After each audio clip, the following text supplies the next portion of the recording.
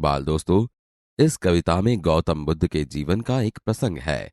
जब राहुल यानी कि गौतम बुद्ध सिद्धार्थ का पुत्र अपनी माँ से एक कहानी सुनाने को जिद करता है, तब उसकी माँ उसे यह कहानी सुनाती है। तो चलो हम भी इसे सुने और समझे। माँ कह एक कहानी। बेटा, समझ लिया क्या तूने मुझको अपनी नानी? कहती है मुझसे यह चेटी, तू मेरी नानी की बेटी। कह माँ, कह, लेटी ही लेटी, राजा था या रानी?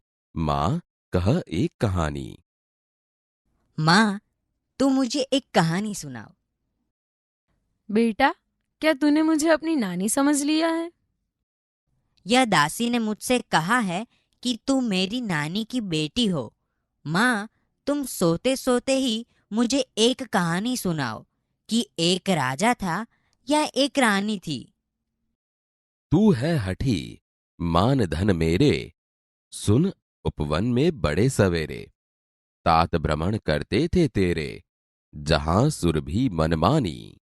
जहां सुरभि मनमानी, हाँ मां, यही कहानी। तू बहुत जिद्दी है। तो सुन, एक दिन सुबह तेरे पिताजी बगीचे में घूम रहे थे। बगीचे में मनपसंद खुशबू फैली हुई थी। वहाँ मनपसंद खुशबू फैली हुई थी। हाँ माँ, अब तुम मुझे यही कहानी सुनाओ।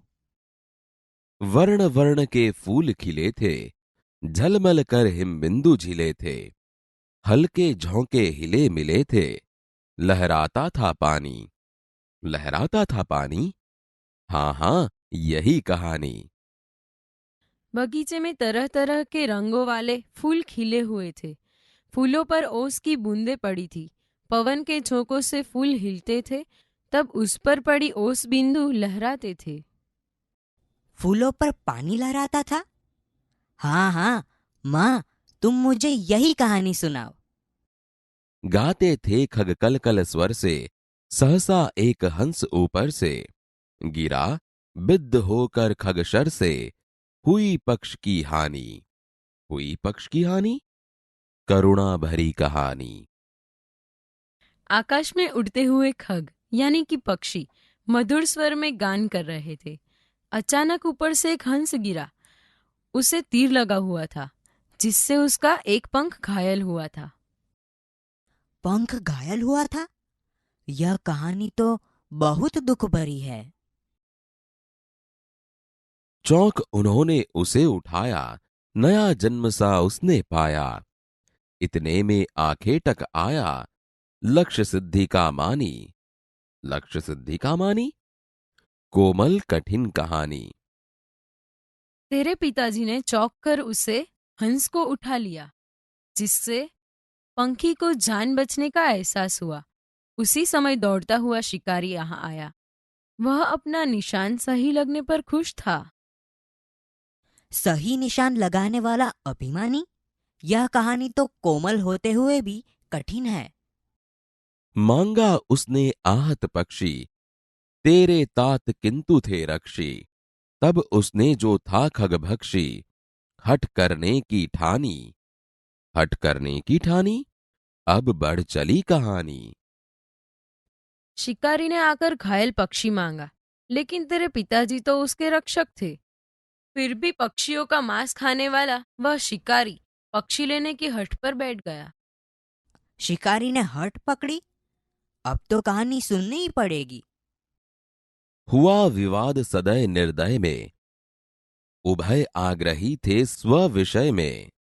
गई बात तब न्यायालय में, सुनी सभी ने जानी।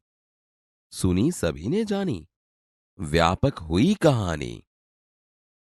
इस प्रकार दया भाव वाले और निर्दय के बीच यानी राजा और शिकारी बहस होने लगी।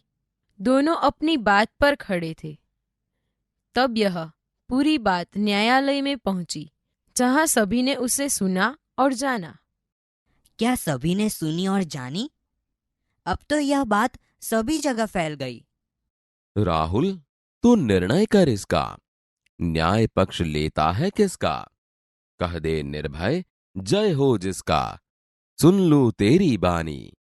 मां, मेरी क्या बानी, मैं सुन रहा कहानी।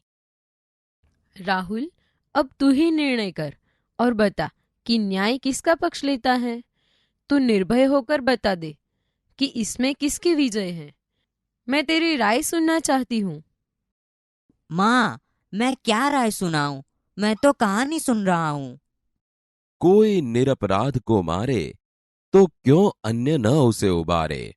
रक्षक पर भक्षक को वारे, न्याय दया का दानी। न्याय दया का दानी, तूने सुनी कहानी। अगर कोई निर्दोष को मारता है तो दूसरा कोई उसे क्यों न बचाए। न्याय हमेशा दया के पक्ष में ही होता है, जो मारने वाले के पक्ष में न होकर बचाने वाले के पक्ष में होता है। क्या दया न्याय का दान देती है? हाँ, सच में तूने कहानी समझ ली है।